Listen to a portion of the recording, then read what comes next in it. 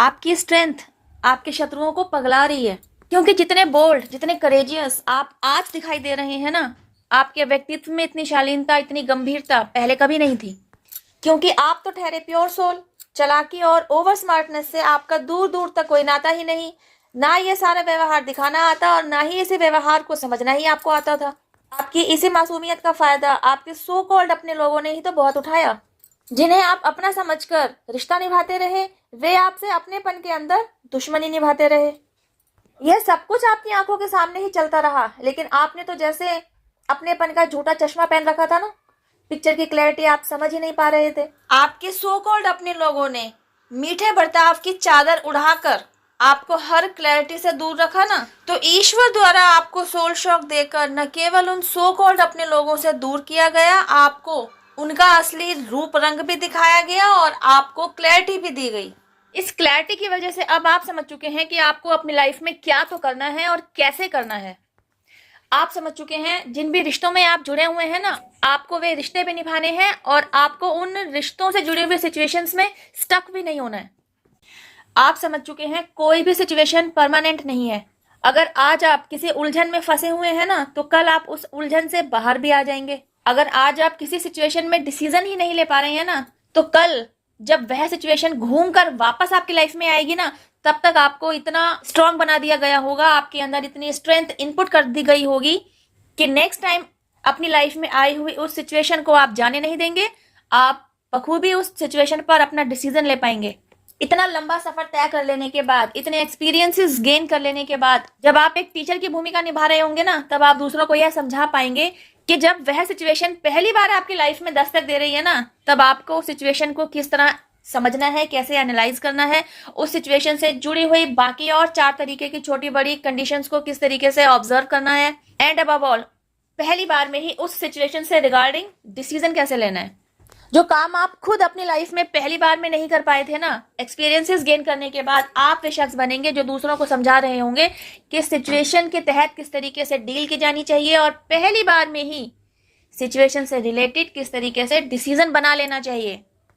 क्योंकि आज की तारीख में आप इतने मैच्योर्ड हो चुके हैं कि आप समझ पा रहे होते हैं कोई भी सिचुएशन यूं ही आपकी लाइफ में एंटर नहीं हो रही होती, वह कुछ ना कुछ सबक आपको देने के लिए ही आ रही होती है। जरूरत है तो बस आपकी अवेयरनेस की, आपकी अवेकनिंग की, आपकी जागरूकता की। जैसे कोई आपके घर पर आया है, उसके आपके घर तक आने की खबर कैसे मिलती है? जब वह आपके घर की डोर बेल बजाता है ना। सिमिलरली कोई सिचुएशन क्या सबक लेकर आपकी लाइफ में एंटर हो रही है, इसकी गंभीरता को आप तब जान पाएंगे जब आप अवेकन्ड होंगे, जब आप यूनिवर्स के साथ जुड़े हुए होंगे, जब आपने ब्रह्मांड की सारी शक्तियों के साथ अपना बॉन्ड अच्छे से बना रखा होगा।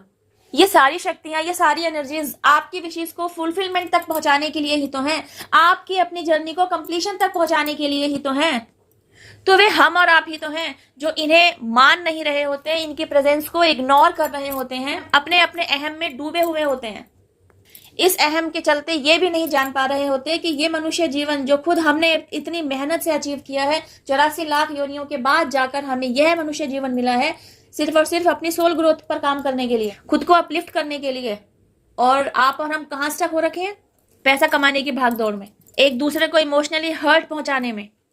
अब जब इन सारी सिचुएशंस में स्टक होने की वजह से कर्मास क्रिएट हो जाते हैं, तो इन कर्मा क्लींजिंग के प्रोसेस में ही लगे हुए हैं, तो खुद को अपलिफ्ट करे भी तो करे कैसे? तो बस इन सारी सिचुएशन से बाहर निकलने का एकमात्र रास्ता है खुद को ईश्वर के सामने सरेंडर करें। जिस भी इष्ट के साथ आप जुड़े हुए हैं, उनके साथ फेस टू फेस बात करें, अपनी सारी प्रॉब्लम्स को ढंग से कम्युनिकेट करें, उनसे प्रार्थना करें, वे ईश्वरीय शक्ति आपको रास्ता दिखाए, आपको मार्गदर्शन दे। बाहर किसी ज्योतिष के पास जाकर मार्गदर्शन मांगने की बजाय, किसी हीलर के पास जाकर खुद को हील करवाने की बजाय ईश्वर के साथ अपनी डोर बांधेंगे ना, तो ये दोनों काम ईश्वर खुद ही आपके लिए कर देंगे। कैसे करेंगे? सबसे पहले आपको हीलिंग प्रोसेस में डालेंगे, ट्रांसफॉर्मेशन पीरियड आपकी लाइफ में एंटर कराया जाएगा। आपके अंदर जो कुछ भी भरा हुआ है ना, दिल में, दिमाग में, उस सबको वहां से निकालेंगे। लेयर बाय लेयर जो भी परत आपके दिल और दिमाग में बैठी हुई है ना, इस जन्म की, पिछले किसी भी जन्म की, जो आपकी आज की लाइफ में ब्लॉकेज इकट्ठा कर रही है, टॉक्सिसिटी क्रिएट कर रही है, ड्यूरिंग दिस प्रोसेस उन सभी की वहां से सफाई करा दी जाती है, वहां स्पेस क्रिएट किया जाता है। इसलिए ताकि वहां ईश्वर की ब्लेसिंग्स को भेजा जा सके।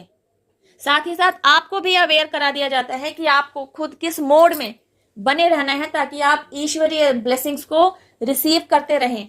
क्योंकि एक बार जब आपके विचारों में शुद्धता बना दी गई, एक बार जब डिवाइन प्रोसेस के द्वारा आपके दिल और दिमाग में शुद्धता बना दी गई है, अगर आप फिर से अशुद्धता को जगह देंगे तो ईश्वर ने जहां खुद आपके अंदर स्पेस क्रिएट किया है ना, जहां उनकी दी जा रही ब्लेसिंग्स को विराजने की जगह मिले, आप ही तो वे शख्स बने ना जो जाने अनजाने फिर से वहां गंदगी इकट्ठा कर रहे हैं।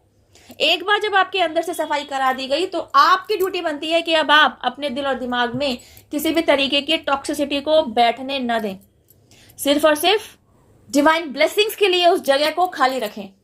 एंड यू नो व्हाट, जब आप ऐसा कर पाते हैं ना, तो आपकी लाइफ में पैसे और इमोशन से रिलेटेड जो भी स्टकनेस आ रखी होती है ना, उससे बाहर निकलने के रास्ते भी आपको खुद ब खुद मिलने लगते हैं। कैसे?